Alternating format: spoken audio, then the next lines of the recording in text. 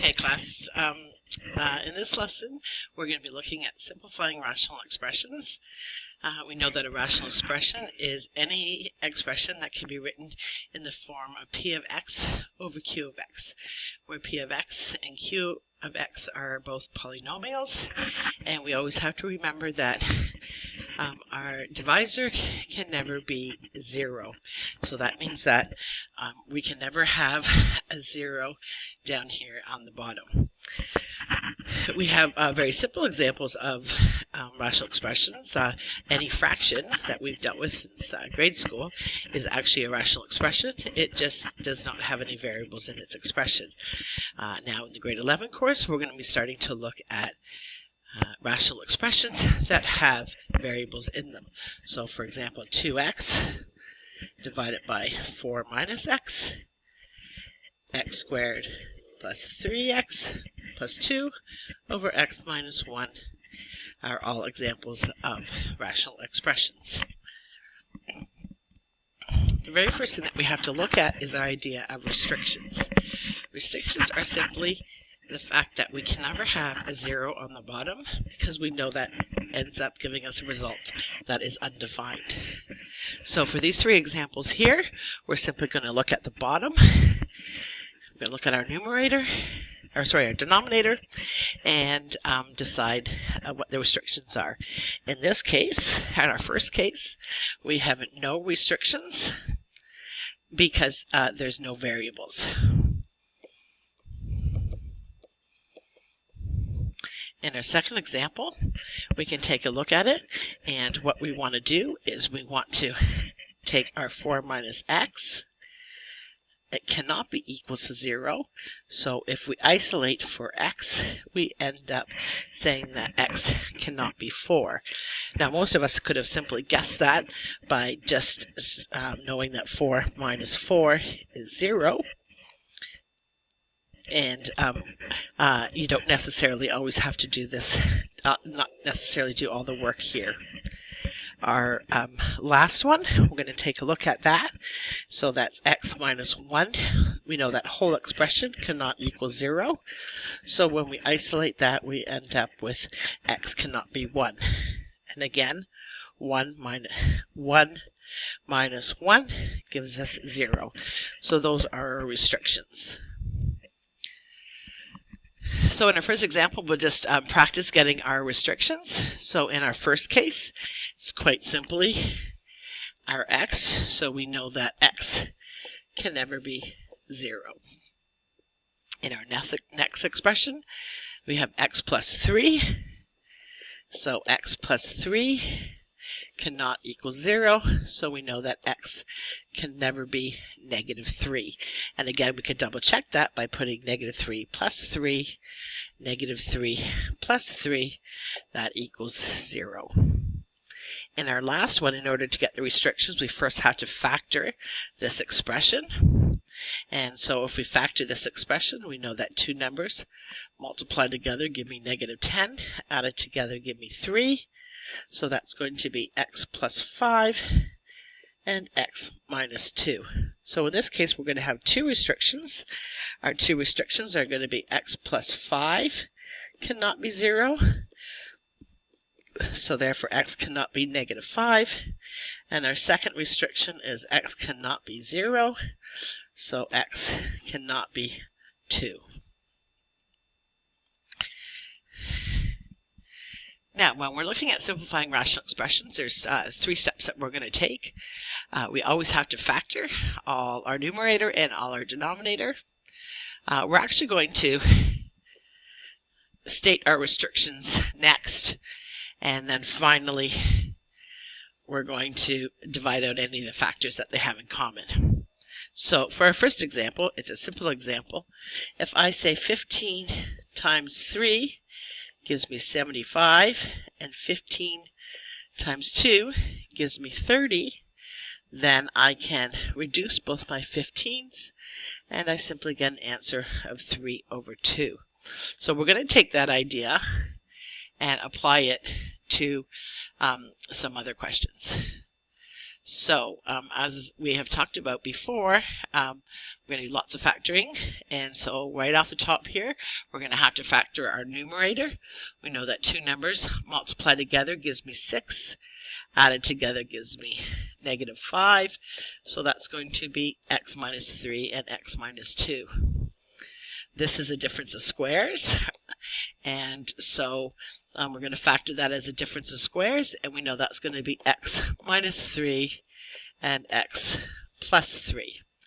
Our step 2 is to state our restrictions, so we're going to take a look at our restrictions, and we know that in this case x cannot be 3, and in this case x cannot be -3.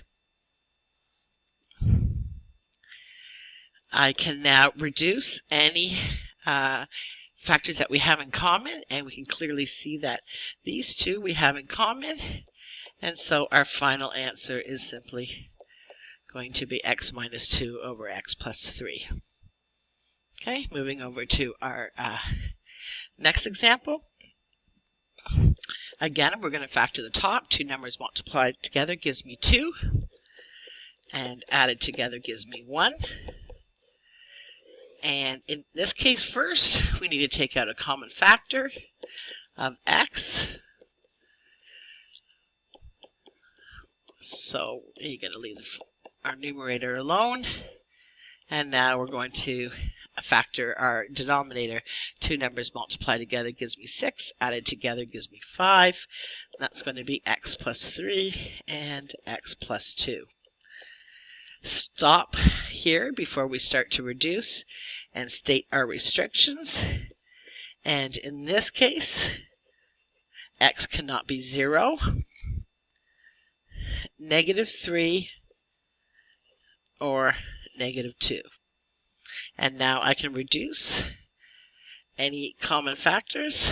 Those two are common, so my final answer is going to be x plus 1 and over x, in bracket x plus 3. Okay. In this particular case, we notice that our numerator doesn't have a common factor, so it looks like it's going to be a complex trinomial. So I always encourage everyone to do this on the side. Do your factoring on the side. Otherwise, your question ends up being gets too boggled down with the work. So do it on the side. And in this particular case, we're looking for two numbers multiplied together gives me 4, and added together gives me 4. Looks like those numbers are 2 and 2. So we are going to break down our middle term. And now we're going to take out our common factor of 2x. And in this particular case, we already have our 2x plus 1. So we end up with 2x plus 1 and 2x plus 1. So I'm going to put those factors on the top. And now I'm going to factor the bottom. If I take a look at that, I notice that there's no common factor. So it too is a complex trinomial. So we're going to say two numbers multiplied together gives me 24, and added together, gives me 11. So those numbers are going to be 8 and 3. So we're going to break down our middle term. We're going to find a common denominator, common factor. Oops. Take out a common factor of 2 out of here. We'll have 3x plus 4. And we don't have anything in common. So we end up with 3x plus 4 and 2x plus 1. Those are now our factors for our denominator.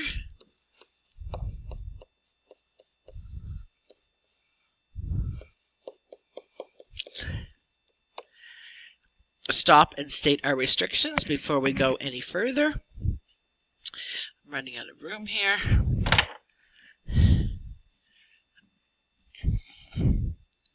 And we are going to state our restrictions. So 3x plus 4 cannot be 0.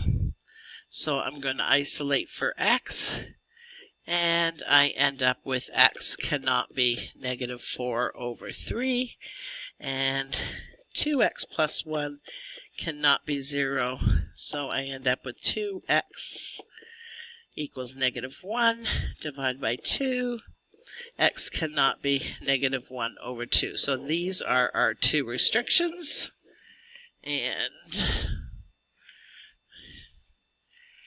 we can go back up here, and I can see that I can reduce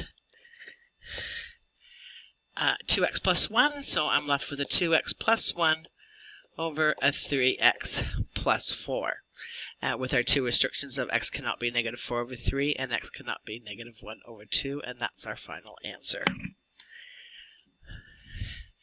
Our last example, we took a look a little bit at these about the reverse factors that we looked at the other day.